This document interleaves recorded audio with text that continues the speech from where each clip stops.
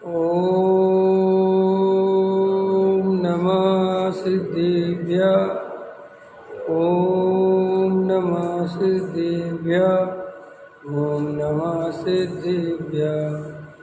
मंगल में मंगल करन वेतराग विज्ञान नमो तार जाते अरहंतादि महान कर मंगल करे उमा ग्रंथ करन के काज जाते मिले समाज सब पावे निज पद राज सेवे उपाय करते प्रथम कारण मंगल रूप विघ्न विनाशक सुख करन नमो शुद्ध शिव भूत संतप्त मानस शांत हो जिनके गुणों के गान में वे वर्धमान महान जिन गुजरे हमारे ध्यान। मोक्ष मार्ग प्रकाशक नौवा अधिकार तत्वार्थ साथ ही क्यों पृष्ठ क्रमांक 318 सबसे नीचे का पैराग्राफ।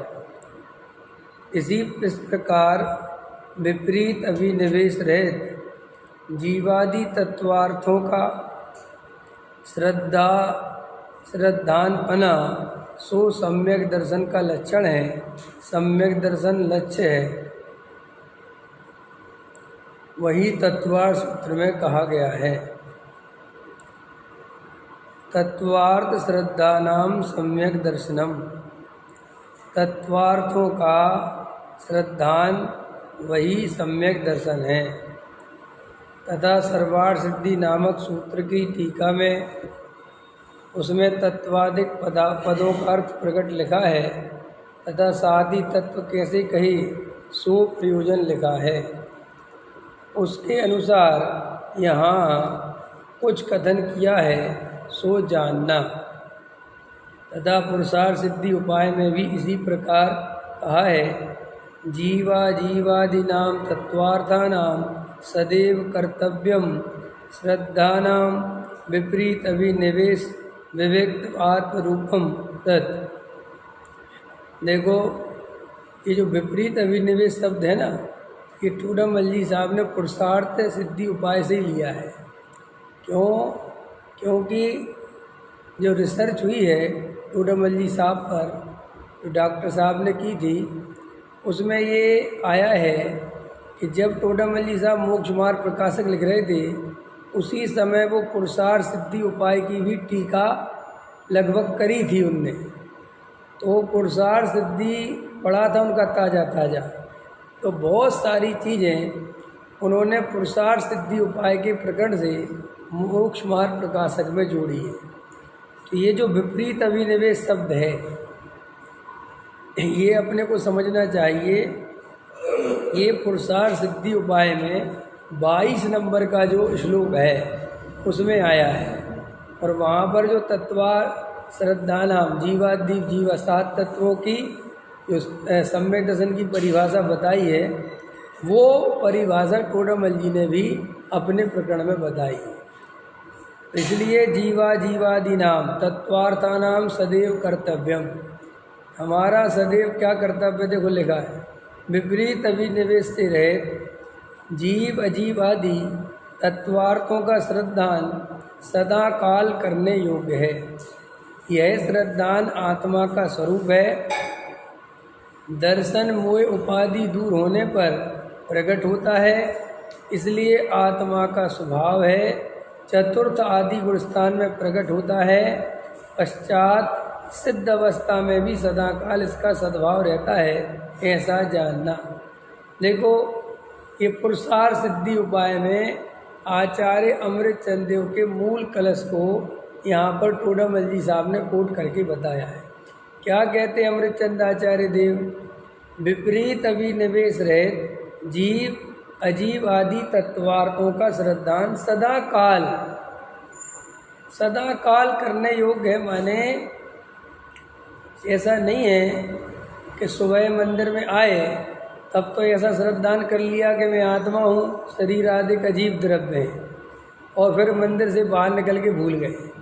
ये नहीं, सदा काल सोते हुए भी, समझ में आया, व्यापार आदि करते हुए भी, घर गृहस्थी में रहते हुए भी, कहीं पर भी हो, क्रोध में भी, मान में भी, लोभ में भी, माया में भी, श्रद्धान तो यही रहना चाहिए कि मैं जीव हूँ, मैं आत्मा हूँ, मैं ज्ञान स्वभावी हूँ, मैं शरीर आदिक नहीं हूँ, ये शरीर आदिक भिन्न द्रव्य हैं, ये यहीं आयु क्रम पूरे होने पर यहीं रह जाएंगे और मैं आत्मा यहाँ से चला जाऊँगा।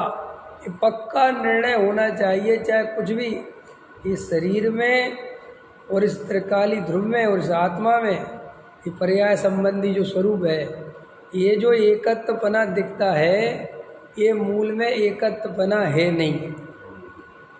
अपन को शरीर और आत्मा भिन्न भिन्न दिखाई चर्म चक्षु से देते नहीं, लेकिन अगर शांत होकर बैठो तो बिल्कुल भिन्न भिन्न भाषित होते हैं। क्यों होते हैं भिन्न भिन्न भाषित? क्योंकि दोनों में भिन्न भिन्न लक्षण पाए जाते हैं। आत्मा जीव है, शरीर अजीब है। आत्मा जानने वाला है, शरीर पुद्गल है, जड़ है, ये जानता देखता। देखो ये हाथ है ना, देखो ये हाथ कहाँ जानता देखता है ना, ये देखो पीछे चला गया हाथ, तो जानने वाला यहीं से जान रहा है कि हाथ पीछे गया। हाथ अपने आप को कहाँ जान रहा कि मैं पीछे गया है?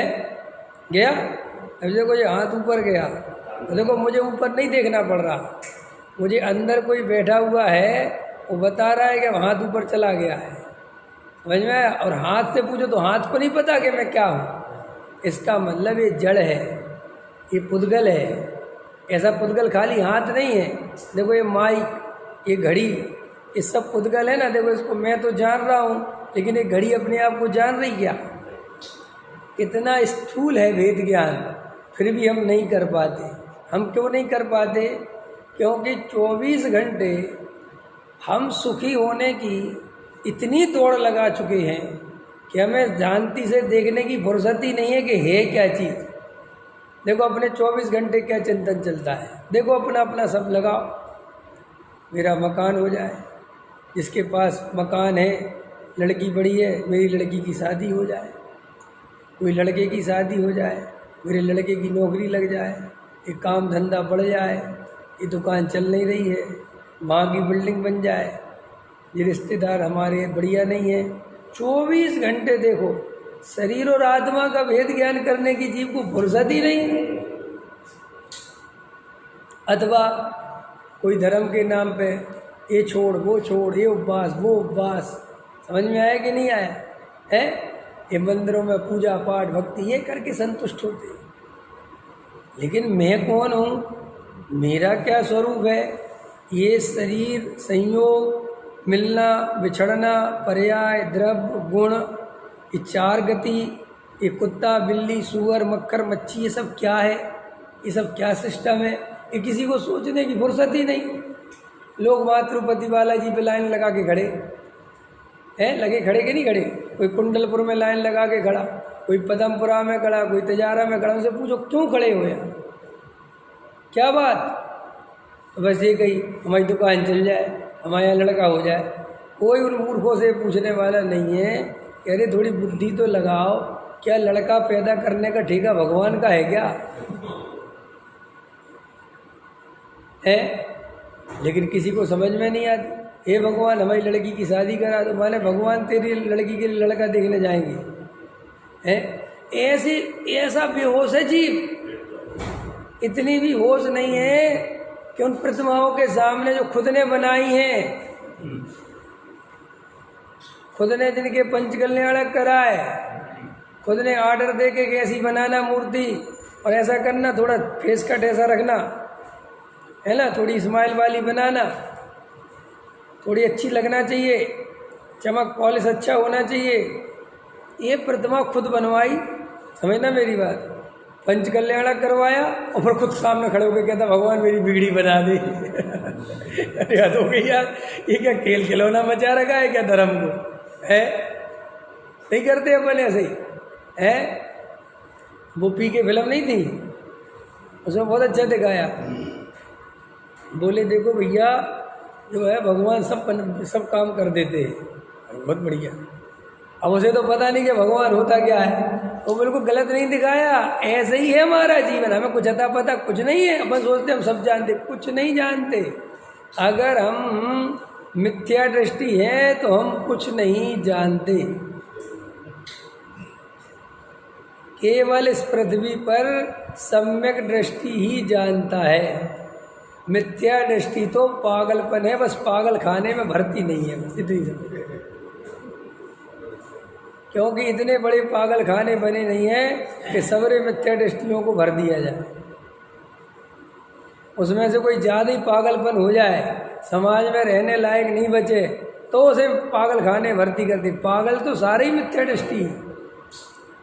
अरे अब ये पागलीपन तो है कि भगवान के सामने खड़े होकर मांगना, किससे मांग रहे हो, कौन से भगवान से मांग रहे हो, कौन भगवान है जो देने लेने वाला है, इतनी तो बुद्धि होनी चाहिए। और सबरे भगवान अलग अलग हैं। अमेरिका वाले दूसरे भगवान से मांगते हैं, अरबी देश दूसरे भगवान से मांगते हैं, हिंदुस्तान में तो भगवान की कैटेगरी इतनी है कि पूछो मत, जितनी जाति उतने भगवान है। किसी का शंकर जी में भरोसा है, किसी का राम में भरोसा है, और किसी का है, और कौन बच गए, लक्ष्मी में भरोसा है, हनुमान जी में भरोसा है, महावीर में भरोसा है, किसी का पार्शनाथ में भरोसा है, और शिव जी वाले से कह रहे जी राम जी नहीं, राम जी से मुझे कोई लेना देना नहीं, और बाद में पूछो तो कहते सब एक ही है, इनके ही अवतार है। तो कुछ होश है किसी को, है होश कि हम क्या कर रहे हैं? तो श्री गुरु कहते गहराई से विचार करो कि अपनी हालत क्या है। तो उसमें क्या दिखाया कि वो कहता है कि साहब जी इधर भगवान है, इधर तो वो देखता है नज़र डाल के कि दुकान में तो भगवान ही भगवान बैठे, समझ में आए? तो वो जाके कहता है अरे भाई एक भगवान दे दो सही काम करता हो। क्या? तो वो दुकानदार कहता हाँ हाँ बढ़िया बढ़िया सब काम होगा। तो कहता ये बड़े वाले कितने के? तो कहता 100 रुपये के। तो बोलते अरे 100 रुपये तो है नहीं। बोले छोटे वाले? बोले 20 रुपये के। तो बोले काम एक जैसे ही करते हैं क्या? बोले हाँ एक जैसे ही करते हैं, चाहे छोटा लो चाहे बड़ा लो। कितना बड़ी मतलब उसने कितना अच्छी थीम जमा के दिखाई कि हमारा ऐसा ही अज्ञान चल रहा है। समझ में आया कि नहीं आया है? और फिर वो आके कहता है हे भगवान मुझे कुछ खाने दे दे, तो एक समोसा दे जाता है, कहता वाह वाह भगवान काम कर रहा है। और फिर कहता भगवान मेरा वो दे दे जो भी है उसका है। तो फिर क्या कहता है कि भगवान की बैटरी खत्म हो गई। डाउन हो गई बैटरी है। अभी अब आपको कॉमेडी लगती है, लेकिन ये सारा जगत ऐसे ही कर रहा है। ये पूरी दुनिया की हालत है भाई साहब। आपको पता नहीं है, अगर आपको ये तत्व ज्ञान मिला है तो आपको क्या मिला है, अभी हम इसकी कीमत ही नहीं। अरविंद जी हम इतना पढ़ने सुनने के बाद भी आत्मा का अनुभव नहीं करते, तत्व विचार नहीं करते, तत्वों की सच्ची श्रद्धा नहीं करते, तो वास्तव में हमारी जिंदगी पे धिक्कार है। पूछो कैसे? अभी आपने दो दिन पहले की घटना सुनी होगी, 150 लगभग आदमी मर गया ये तुम्हारे हाथरस में, 3-4 दिन पहले हाथरस में है। देखी वो कहानी, देखी तुमने, पढ़ी सुनी है? तुम उस भीड़ का हिस्सा नहीं हो सकते थे? वे मनुष्य नहीं है क्या? वो संगी पंचेंद्री नहीं है क्या? वो उनकी पर्याय दुर्लभ नहीं है क्या? कितने बच्चे मर गए, कितनी औरतें मर गईं। और वो सूट बूट वाला बाबा था वो, टाई लगा के बैठता था वो। देखते हो तुम, जो मिथ्यात्व की जड़ें कितनी गहरी हैं। इन जीवों का कौन अज्ञान दूर करने वाला है? इन विचारों को कौन बताने वाला है? गरीब अनपढ़ चमत्कार की आशा में बैठे रहते हैं, कोई चमत्कार कर देगा है। और वहाँ देखो उसके दर्शन के लिए बताओ रोड के उस तरफ कितना, जब वो उस तरफ है हाईवे, कितना भयंकर हाईवे, और कितना उसका 22 बीघा का वो है आश्रम। कैसे कैसे बाबा हिंदुस्तान में चल रहे हैं बताओ, इसी हिंदुस्तान में चल रहे हैं, अपने को तो पता भी नहीं चलता है कौन कौन से नए नए बाबा। ये जब घटनाएं घटती हैं तब पता चलता है कि एक बाबा ये भी है, एक बाबा ये भी है, और लाखों की जनता उसको मान रही है, पूज रही है, कर रही है? कोई बताने वाला है क्या? हे जगत के जीवो तुम क्या कर रहे हो? हैं? इन गरीब, जितने भी गरीब होते हैं बेचारे ऐसे ही मर जाते हैं। इतनी दुर्लभ मनुष्य पर्याय होती है, ऐसे ही मर जाते हैं, ऐसे कुछ नहीं पता। हमारे भी घर के नीचे एक नौकरानी आती, काम करती, उसका बच्चा 16-17 साल का यहीं अपनी नानी के यहाँ गया मिलने, वेलकम, और उड़ा दी किसी गाड़ी ने वाले ने, उसको रोड पार कर रहा था, ये उड़ा दिया। वो अपनी जगह 4 दिन तक पता ही नहीं किसी को, उसका पोस्टमार्टम हो गया, जला के ख़त्म हो गया वो। ये बच्चा ढूंढते फिर रहे। अब वो नानी को कह रहे यहाँ से तो निकल गया, अब ये सोच रहे कहीं निकल गया हो, क्योंकि गरीब आदमी के इतनी सुध नहीं लेते। उनको क्या होता है, वो क्यों नहीं लेते वो भी बता दे रहा हूँ। ये नहीं कि उनका मोह नहीं होता, उनको आर्थिक विषमताएं इतनी होती हैं, पैसा इतना कमाने की इतनी टेंशनें होती हैं, इतनी मेहनत मजदूरी करते हैं कि वे उसी टेंशन में बच्चे तक को भूल जाते हैं। अब देखो ना, जब तुम्हारे मकान बनते हैं, जब मजदूर आते हैं बेचारे, 2-2 साल के बच्चे को ऐसे लिटा देते हैं, उनके 2 साल का बच्चा वहीं रोड पे खेल रहा है, 3 साल का, वहीं से गाड़ियाँ निकल रही हैं, उसकी माँ ईंटें ढो रही है, रेता ढो रही है, वहाँ मसाला ढो रही है, और बच्चे को देखे कि यहाँ करे, और यहाँ जरा सा अगर गिर जाए तो भैया वो भी ठेकेदार उसको गाली बकने को बैठा हुआ है। ये तो सब दृश्य देखते हो कि ये आगे फूटी हुई है, ये तो रोज देखते हो ना कि हाँ वास्तव में ये तो देखते हैं। तो फिर ये सम्यक दर्शन प्राप्त करो, ये असली संसार का चेहरा है।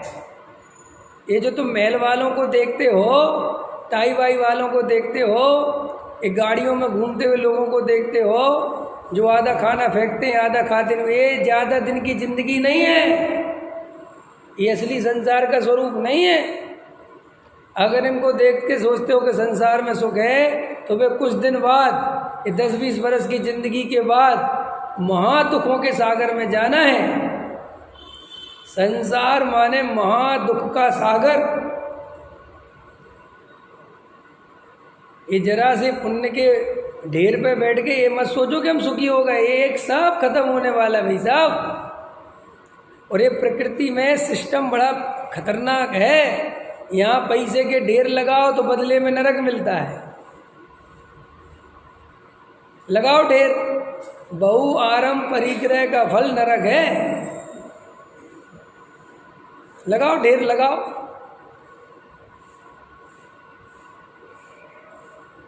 भैया कुछ नहीं रखा, ये स्त्री पुत्र मकान दुकान की अत्यंत आसक्ति, अत्यंत मोह नरक निगोद ले जाएगी। बदले में तुम्हें हमें कुछ नहीं मिलना। इस संसार में सुख है ही नहीं, है ही नहीं, है ही नहीं।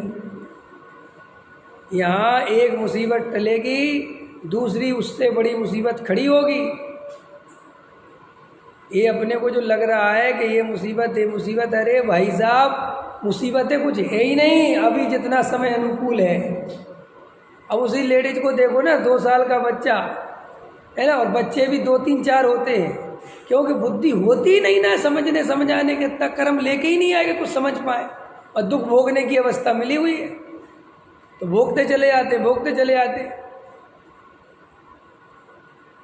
अब 17 साल का बच्चा मर गया, जल गया, खत्म ही हो गई कहानी। पता ही नहीं है कौन मार के, कुछ नहीं पता। ये क्यों?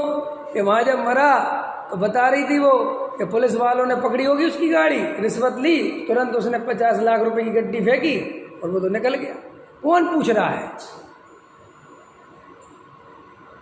और फिर उठा के सीधा भेज दिया, लावारिस लाश घोषित करके खत्म। क्या कौन पूछ रहा? और 4 दिन बाद उसको पता ही नहीं हो तो कहाँ पता किसने बताया कि यहाँ से एक बच्चा था, इतनी उम्र थी, एक्सीडेंट हुआ था, मर गया था। और जाके भाई 4 दिन बाद हॉस्पिटल में देखा तो कपड़ों से कपड़े बचे थे उसको तो ख़त्म कर दिया, सब कपड़े बचे थे। तो बोले ये कपड़े देख लो, ये बच्चा आया था। बोले यही बच्चा, यही बोले ये है संसार का स्वरूप। वो लावारिस बच्चे हम भी तो हो सकते थे ना, हमारा भी तो भौकांत ऐसा हो सकता था। क्या संसार में किसकी आशा करके बैठे भाई? संसार में ज़्यादा आशा मत करो, ये बहुत जाएगा। तो मैं ये बता रहा था, ये प्रसंग ही समझा रहा था कि संसार में पागलपन कितना है जीवों का। ये मोह के वशीभूत होकर भगवान के सामने गिड़गिड़ाता है, प्रतिमाओं के सामने गिड़गिड़ाता है, और मूर्ति को लेके घिसते रहते हैं, ऐसे ऐसे घिसते रहते हैं ना। तो सोचता है कि भगवान को घिसेंगे तो कुछ विशेष काम बन जाएगा, पुण्य बन जाएगा, ये हो जाएगा, वो हो जाएगा। ऐसा बच्चों जैसी हरकतें हैं ये। अरे बताओ, बच्चों जैसी हरकत नहीं, आपसे ही पूछता हूँ। प्रतिमा को घिसने से क्या क्या क्या मतलब है? सोने की प्रतिमा विराजमान कर देंगे तो कुछ विशेष हो जाएगा, चांदी की कर देंगे तो कुछ विशेष। ये बिल्कुल बच्चों जैसे हैं। अगर तुम वैज्ञानिकों के सामने ऐसी बातें करोगे वैसेंगे। जैन धर्म वैज्ञानिकों का भी वैज्ञानिक है, जैन धर्म वैज्ञानिकों का भी विज्ञान है।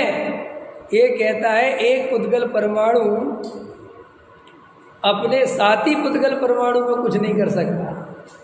एक ही द्रव्य में उत्पन्न होने वाली प्रति समय पर्याय जो उत्पन्न हो रही हैं, एक गुण की पर्याय दूसरे गुण की पर्याय में कुछ नहीं कर सकती। ये परम सत्य है ना। फिर ऊपर बैठा हुआ वीतरागी परम देव भगवान है, जिसे संसार से रंच मात्र कोई लेना देना नहीं है। अब उसकी सोने की प्रतिमा विराजमान करोगे और तुम्हारा काम बन जाएगा। ये कैसा मूर्खपन है? उसके वो प्रतिमा को लाके उसके ऊपर बहुत सारा जल डालोगे, है अभिषेक करोगे तो तुम्हारा कोई काम बन जाएगा। ये सब अज्ञान है। आपको लगता नहीं, सुनो थोड़ा खतरनाक बोल रहा हूँ, बुरा मत मानना।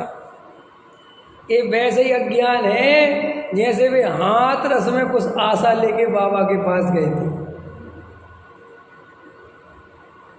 लेकिन अपना अज्ञान अज्ञान नहीं लगता है और दूसरों का ज्ञान अज्ञान लगता है। अपनी गलती गलती नहीं लगती और दूसरों की गलती अपराध लगती है। सेठ जी से खुद गिलास गिर जाए तो कहते क्या हो गया, गिर गया तो कोई आफत आ गई क्या? पानी तो था या दूध ही तो था और मैं ला रहा हूँ, क्या हो गया देखो। और वही गिलास दूसरे से गिर जाए, नौकर से गिर जाए, 1000 गालियाँ बकेंगी। नहीं समझ में आया? हम बड़े बड़े बादाम चढ़ाएं तो हम समझदार, और कोई भगवान को दूध चढ़ाए तो अज्ञानी। नहीं करते अपन ऐसा। हम भगवान को चांदी के छत्र चढ़ाएं तो हम समझदार, और कोई दूसरे वाले भगवान का चांदी चढ़ाए, अरे कैसे अज्ञानी है, कुछ खबर है? बताओ वहाँ तिरुपति में चांदी दे दी है? अभी 1 किलो सोना दे गया, पता है तुम्हें? तिरुपति में रोज, आपको पता है, रोज कम से कम 2-4 किलो सोना आता है। किलो कह रहा हूँ, किलो। तो तुम्हें क्या लगता है? अच्छे मूर्ख है, अच्छे अज्ञानी, कुछ खबर नहीं। और अभी तुम्हारे मंदिर में आके कोई कहे मैं सोने की प्रतिमा देना चाहता हूँ, आओ आओ ऊपर बैठाओ, वेलकम करो इनका। तो अभी वो तुम्हें वहाँ अज्ञान दिख रहा था और यहाँ धर्म दिखने लगा। नहीं साहब, ये वीतरागी भगवान की बात है, तो उसमें वीतरागता बची का? जहाँ सोने चांदी पीतल के भेद हो गए वहाँ क्या खाक वीतरागता बची? विचार करो, काहे के वीतरागी के अनुयायी हो तुम?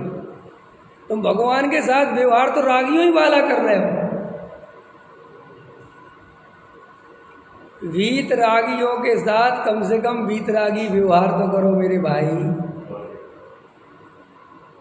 इतनी बुद्धि तो होनी चाहिए। अजय बताओ, तुम्हारे घर में जिस लेवल का आदमी आता है तुम उस लेवल का व्यवहार करते हो कि नहीं?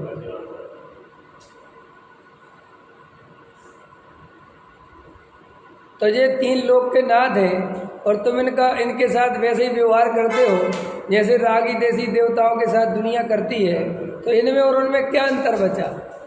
अगर तुम पारसनाथ से भी संसार का सुख मांगते हो और कोई हनुमान से मांगता है, कोई लक्ष्मी जी से मांगता, तो क्या अंतर बचा फिर? तुम इनको भी बड़े बादाम, बड़े ये, बड़े वो 200 किलो रुपए वाले चावल चढ़ाओ, तो ये क्या है ये सब? आपको पता है हमारे यहाँ चावल क्यों चढ़ाए जाते? बताओ जल्दी। चावल चढ़ाते ना, चावल। गेहूं क्यों नहीं चढ़ाते? चने क्यों नहीं चढ़ाते? ये चावल ही क्यों चुना है? अरे द्वारा नहीं उगता चावल, समझ में? एक प्रतीक है कि जैसे प्रभु इस चावल का द्वारा जन्म मरण नहीं होगा, ऐसे ही मेरा भी, मुझे भी अब द्वारा जन्म नहीं ले, इस भाव की प्रतीक है वो, और कुछ नहीं है। काय का 200, काय का 250, काय का 100, काय का 50, और तुम बिना ही चावल के, अब थोड़ा खतरनाक, सबको तकलीफ हो जाएगी। ऐसे भाव अगर भगवान के सामने कर सको तो रखो चावल एक तरफ, काम खत्म। अगर मैं बिना दर्पण के बढ़िया कंघी बना सकता हूँ तो मुझे दर्पण देख के कंघी बनाने की जरूरत क्या है? ये तो दर्पण देख के जो कंघी बनानी पड़ती है, ये तो इस बात की निशानी है ना कि मैं देख के बिना देखे नहीं बना पा रहा हूँ, है? ऐसे अगर मुझे भगवान के बिना किसी क्रिया कांड करे सीधा वीतरागता ग्रहण होती है, सीधा भाव भाषण होता है, तो मैं क्यों इनकी क्रियाओं को वो मानूं?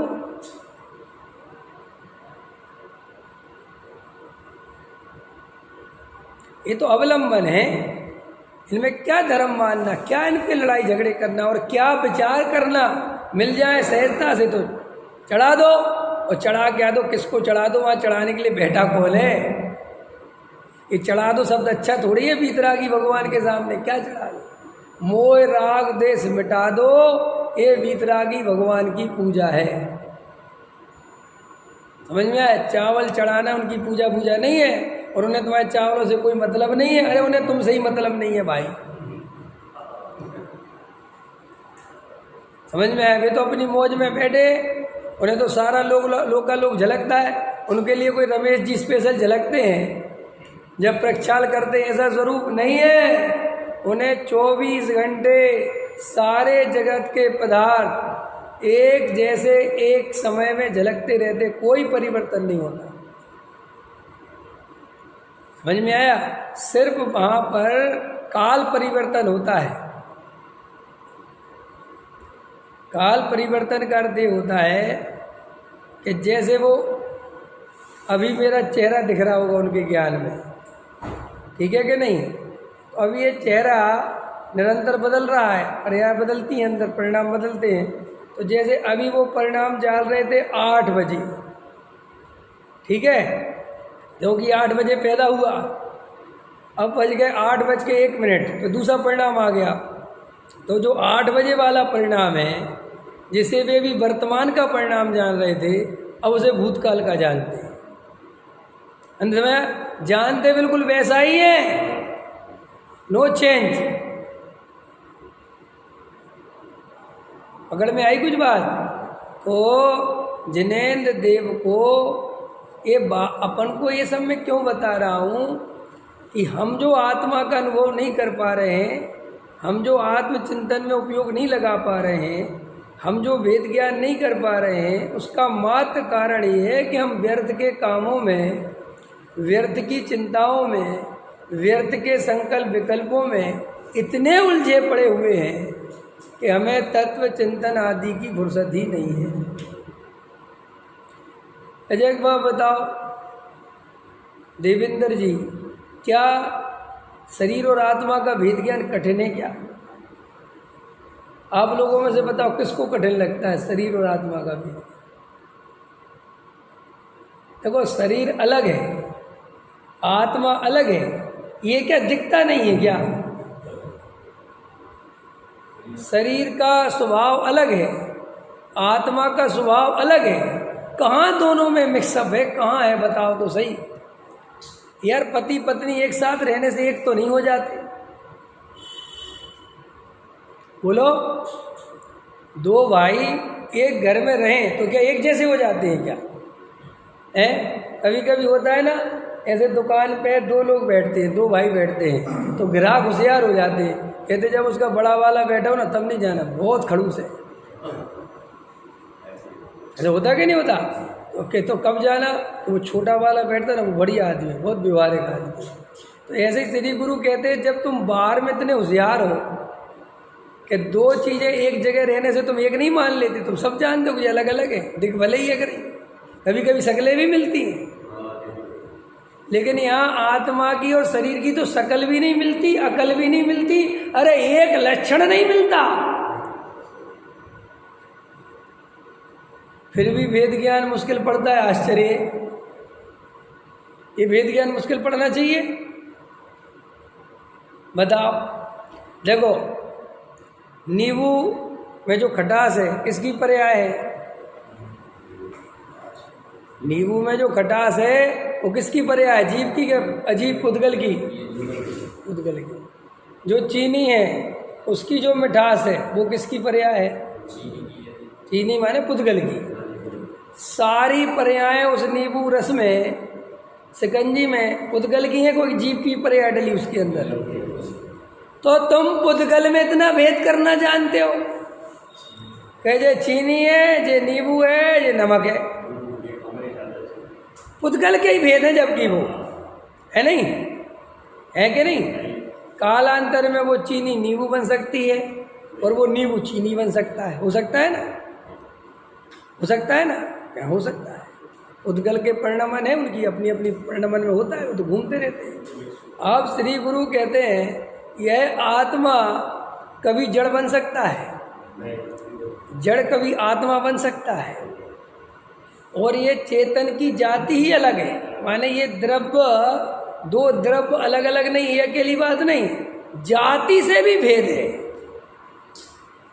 समझ में आया? जैसे माइक है और ये पुस्तक है, ठीक है, तो ये दोनों कौन है? दो द्रव्य है ना, ये अलग द्रव्य है, ये अलग द्रव्य है। ये अलग अलग होने पर भी इनकी जाति एक है, ये पुद्गल है। ये सब जो कुछ दिख रहा है ये सब काय के खेल हैं, ये सब किसकी पर्याय हैं?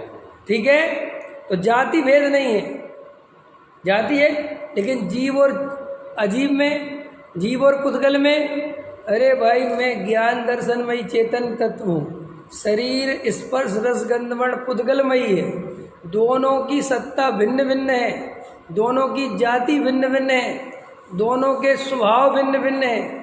एक अमूर्तिक है, एक मूर्तिक है, एक ज्ञान वाला है, एक जड़ वाला है।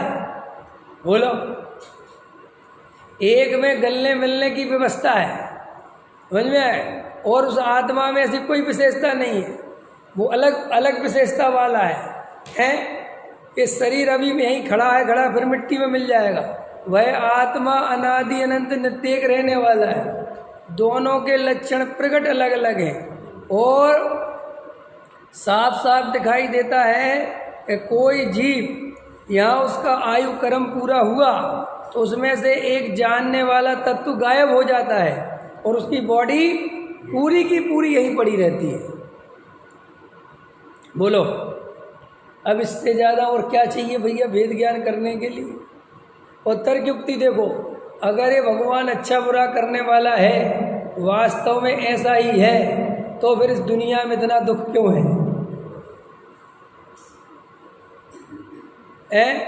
वे बेचारे जो सत्संग करने गए थे हाथरस में, तो वे अच्छे ही काम के लिए गए थे ना, शराब पीने तो नहीं गए थे बेचारे, किसी का मर्डर करने तो नहीं गए थे, तो उनको तो नहीं मरना चाहिए था। लोग शंकर जी की वंदना करते करते मर जाते हैं। और भी कितनी घटनाएं घटती हैं। ज़्यादाएं घटनाएं तो धर्म के नाम पे ही घटती हैं। तो ये भगवान कहाँ चला जाता है? ये तो तर्क युक्ति इतनी सरल है ना, फिर भी देखो मोह की महिमा, ऐसी घटना घटती है फिर भी ना सत्संग बंद होते हैं, ना वो पागलपन बंद होता है, ना कुछ बंद होता। गजब गजब का आश्चर्य है। इसके लिए अमृतचंद आचार्य देव कहते हैं ये मोह की महिमा जानना। ऐसा लिखा अमृतचंद आचार्य देव ने कि इस मोह ने सारे जगत को अपने बस में कर रखा है। मोह माने मिथ्या। कल डॉक्टर साहब का वचन सुन रहा था तो वो कह रहे थे आप सारी दुनिया की मीटिंग बुलाओ। फिर कहने लगे चलो छोड़ो पूरी दुनिया की, सारी जैन समाज की मीटिंग बुलाओ और जैन समाज में जितने बड़े बड़े नेता हैं सबको बुलाओ। समझ में आया? बड़े लेवल पे मीटिंग करो और पूछो कि हमारी जैन समाज की क्या क्या समस्याएं हैं, और सारे संत साधुओं को बुलाओ, सारे पंडित विद्वानों को बुलाओ। ले रहे थे वो कल। अगर उसमें कोई मिथ्यात्व समस्या है ये कह दे तो बता देना। ये पता ही नहीं है कि सबसे बड़ी समस्या मिथ्यात्व की है। बोलो, शादी विवाह की समस्याएं हैं, घर की समस्याएं हैं, हवा पानी की समस्याएं, पॉल्यूशन की समस्याएं, खाने पीने की समस्याएं हैं, लेकिन मिथ्यात्व सबकी सबसे बड़ी समस्या है। ये सबका बाप है। इस तरफ किसका ध्यान जाता है? आज तक कोई मिथ्यात्व के नाश की मीटिंग हुई? अरविंद जी तुम तो ट्रस्टी हो ना, सब मीटिंगें करते हो, ट्रस्टी हैं?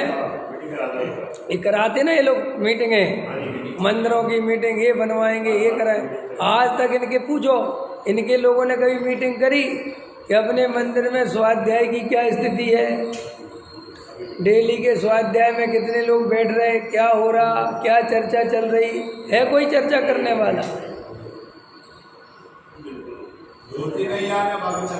है? हाँ, अभी धोती की समस्या हो जाए, सामग्री की समस्या हो जाए, पंखे की समस्या हो जाए, पानी की समस्या हो जाए, कोई विद्वान आ रहा है और नहीं आए उसकी समस्या हो जाए, कोई विधान रखाओ और गवैया नहीं मिले उसकी समस्या हो जाए है। लेकिन रोज स्वाध्याय में क्या चर्चा आ रही है? अपन सब लोग क्या समझ रहे हैं? अपन इतने दिन से इस मंदिर में बैठ रहे, अपनी क्या स्थिति है? कोई आपस में बैठ के मीटिंग करता है? क्योंकि हम इतनी बेहोशी में जी रहे हैं कि हमें मिथ्यात्व के नाश की चिंता ही नहीं है, जो असली चार गति परिभ्रमण 84 लाख योनि जन्म मरण का कारण है।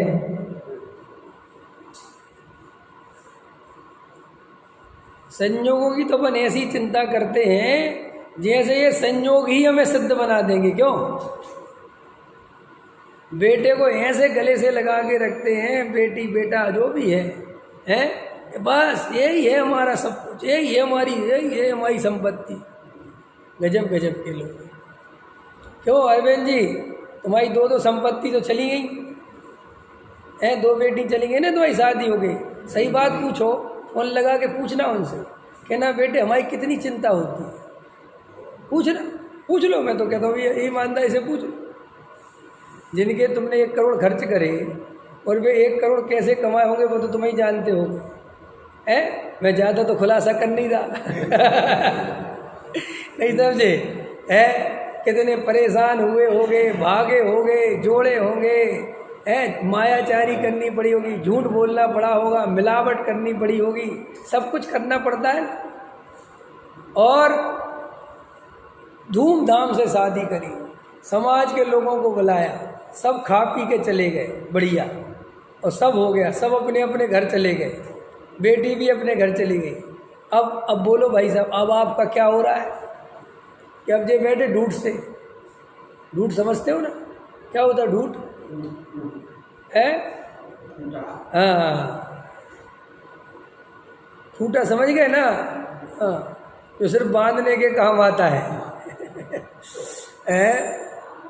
तो अब विचार करो कि मैंने इन बेटियों से इतना प्रेम किया, इनके लिए मैंने पढ़ाया लिखाया, कितनी ताकत लगाई, अब ये मेरे कितने काम आ सकती है।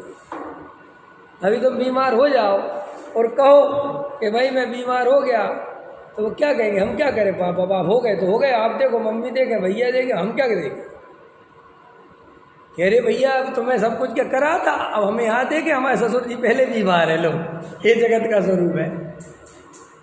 अब इतना तो फिर साहब आप क्या कहना चाहते हो? अरे ये कहना चाहते हैं इस मोह का कोई फायदा नहीं है, कर्तव्य करो मोह मत करो। बोलो ये लाइन। गृहस्थ हो तो गृहस्थ के जो कर्तव्य हैं वो करो। पत्नी है, बच्चे हैं, भाई बहन हैं, माँ बाप हैं, उनके प्रति जो अपने कर्तव्य हैं ईमानदारी से करो, लेकिन मोह मत करो। ये मोह मत करो कर समझते हो क्या होता है? अच्छा क्या होता है मोह मत करो माने? नरेश जी मोह मत करो माने क्या होता है? अरे नहीं, हाँ अरुण जी तुम तो यार सही समझ रहे हो। मोह मत करो माने उनमें सुख की कल्पना मत करो, वे तुम्हें सुखी करने वाले नहीं हैं। न बेटा न बेटी न पति न पत्नी, कोई किसी को सुखी नहीं कर सकता। प्रत्येक जीव अपने अपने कर्म के प्रमाण उदय प्रमाण चल रहा है और चलेगा। ये भ्रम तोड़ दो कि मेरा बेटा, कोई बेटा फेटा नहीं। तुम्हारे उदय प्रमाण जो तुम्हें सुख मिलना होगा संयोग संबंधी, हालांकि वो सुख है नहीं फिर भी चलो तुम्हारी भाषा में बोल देते हैं, बनना कुछ नहीं। तो ये मोह मत करो, तो मोह नहीं करोगे तो बहुत सुखी रहोगे। ये सारा दुख मोह से पैदा होता है। हाँ, और जब मोह नहीं करोगे तो भेद ज्ञान अपने आप करोगी। क्या कहा मैंने? जब मोह नहीं करोगे तो भेद ज्ञान अपने आप करोगे। क्यों? क्योंकि वो जो मोह है वो ही तो भेद ज्ञान नहीं होने देता। क्योंकि भेद ज्ञान करने के लिए जो ज्ञान चाहिए, जो ध्यान चाहिए, जो समर्पण चाहिए, वे ज्ञान ध्यान समर्पण तो मोह के गांड पर में चले गए। नहीं समझ में आया? अब बेटा गया कॉलेज, अब वो वहाँ क्या कर रहा है वो तुम्हें कुछ पता नहीं, चलो पढ़ रहा लिख रहा जो भी कर रहा, या हो सकता है कि लड़की के साथ घूम रहा हो, ठीक है, और तुम यहाँ बैठे बैठे टेंशन में, तुम्हारा यहाँ समाचार सुनने में मन नहीं लग रहा, गया होगा, पहुँच गया होगा कि नहीं पहुँचा होगा, है मैं बात ही नहीं कर पाया फ़ोन पे, क्या पता कोई समस्या नहीं हो। अब देख रहे हैं ये पुलाव क्या कहते हैं, ख्याली पुलाव पकाए जा रहे हैं, कुछ खबर ही नहीं है, और ये यहाँ समय सार की चर्चा चली गई, तो ये इतना मोह गाढ़ा होने से ये तुम्हारा समय सार गया। और ये जिनेंद्र देव के तत्व की अश्रद्धा होने के कारण होता है।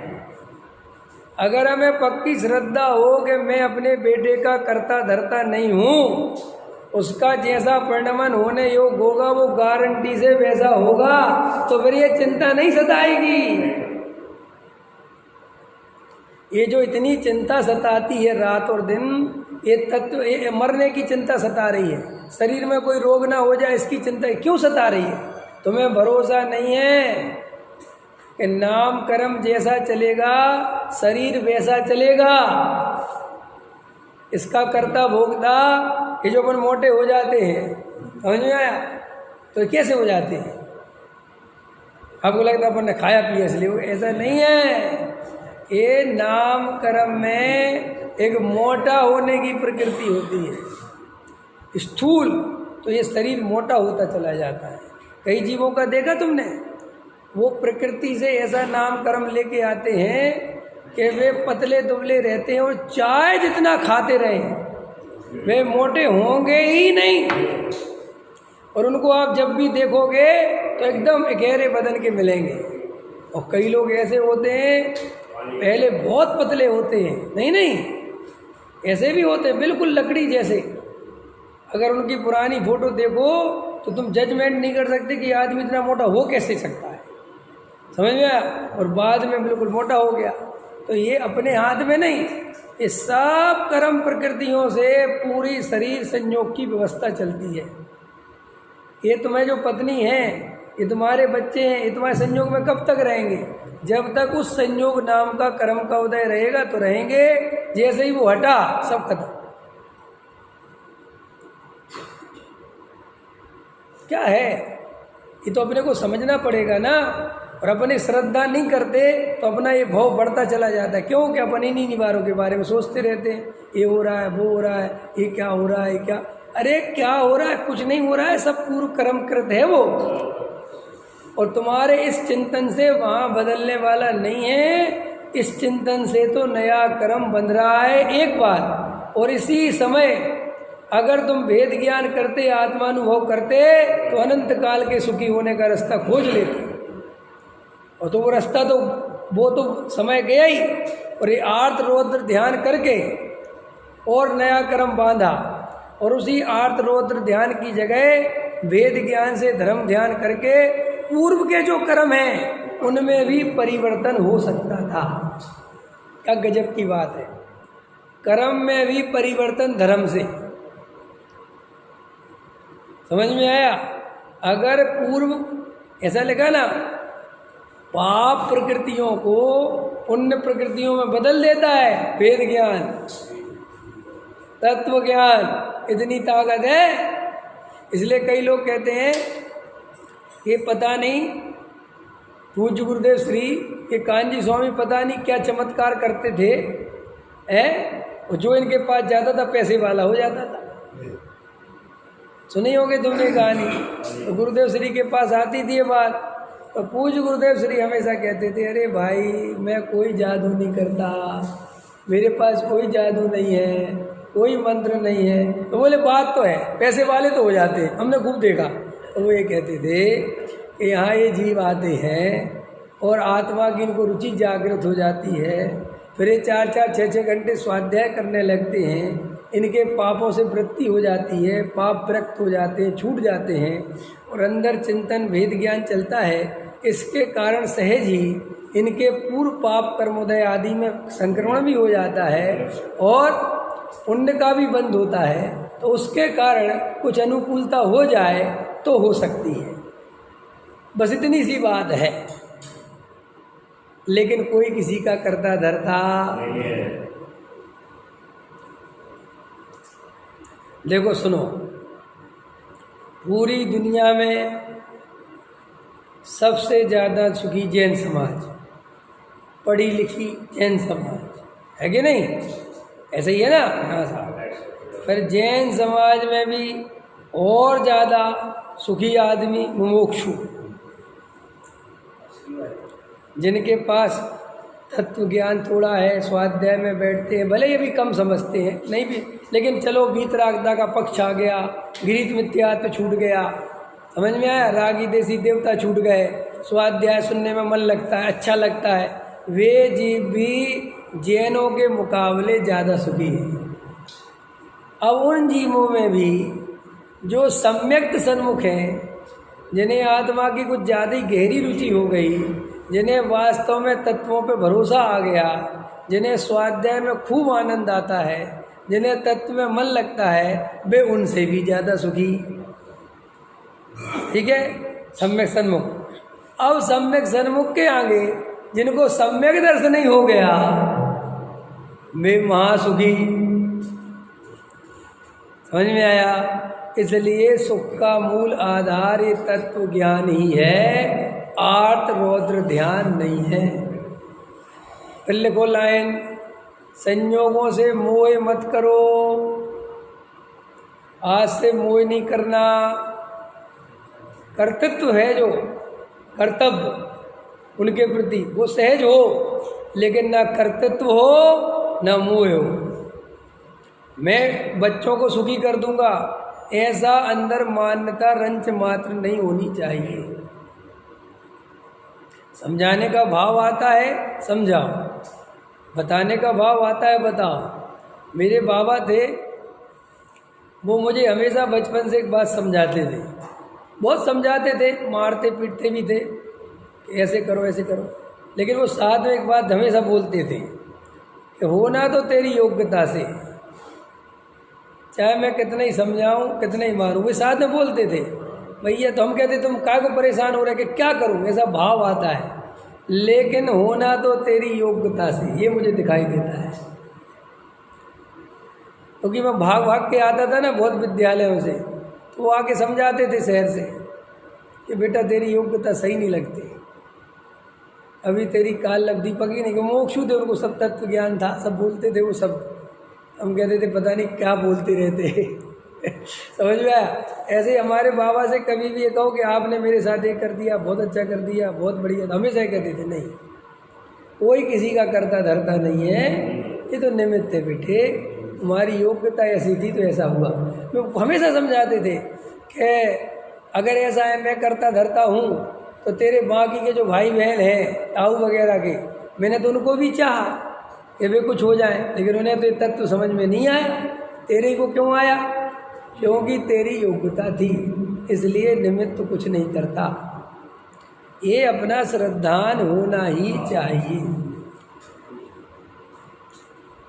चारित्र मोह में कर्तृत्व रहे, दर्शन मोह में कर्तृत्व नहीं रहना चाहिए। शब्दों में कर्तृत्व रहे, भावना में कर्तृत्व नहीं रहना चाहिए। चारित्र मोह में क्रोध रहे, श्रद्धा में क्रोध नहीं होना चाहिए। दया दान पूजा भक्ति के परिणाम तो हों, लेकिन उपादेय बुद्धि नहीं होना चाहिए। श्रावक के योग आचरण तो हो, लेकिन आचरण में धर्म बुद्धि नहीं होनी चाहिए। समझ में आया कि नहीं आया? ये निर्णय कर लो, समझ लो, ये बहुत जाने वाला है। पकड़ में आया? समय हो गया।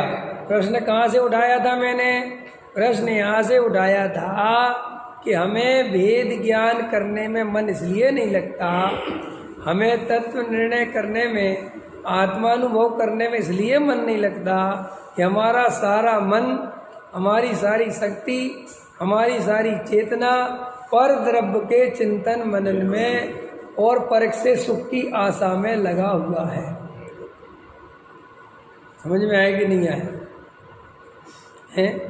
कल एक बहुत अच्छा चुटकुला था, मुझे याद आ रहा, सुना देता हूँ। उससे पूछा, एक बच्चे, एक आदमी से पूछा कि साहब, लड़का था वो 22-23-24 साल का, तो उसके मालिक ने पूछा, अरे तू शादी कब कर रहा है? क्या पूछा? तू शादी कब कर रहा है? उसने कहा अभी कर रहा हूँ, आधे घंटे में। चल रहे हो? तो उस मालिक ने कहा, अरे ऐसी फालतू बात करता है? तो बोले, फालतू मैं करता हूँ क्या आप करते हो? अरे शादी कब कर रहा है? कर रहा है क्या होता है? नहीं तो बोले, और बोले मैं क्या करूँगा शादी करके, मुझे नहीं करनी शादी। वाली बोले नहीं, शादी नहीं करेगा तो अकेला कैसे रहेगा? हाँ, बोले जैसे साथ में रह के बहुत सुख हो जाएगा, जब अभी सुख नहीं है तो साथ में अभी मर रहा हूँ। और मिडिल क्लास के आदमी को कोई शादी वादी नहीं करना चाहिए, गरीब आदमी को कोई शादी नहीं करना चाहिए। अरे तो बोले तेरा वंश आगे कैसे बढ़ेगा? तो उसने जो जवाब दिया मुझे वो बहुत अच्छा लगा। उसने कहा मैं राजा महाराजाओं की औलाद हूँ, जैसे मेरे बाप ने वंश बढ़ा के पता नहीं क्या कर दिया समझ गया? और उनके बाप ने वंश बढ़ा के क्या कर दिया? मैं भी गरीब में मर गए, हमारा बाप भी मजदूर था, उसका बाप भी मजदूर था, और हम भी मजदूर हैं। और मैं बिल्कुल नहीं चाहता कि मैं ऐसा वंश बढ़ाऊं कि वो भी मजदूर हो और आपके यहाँ नौकरी करे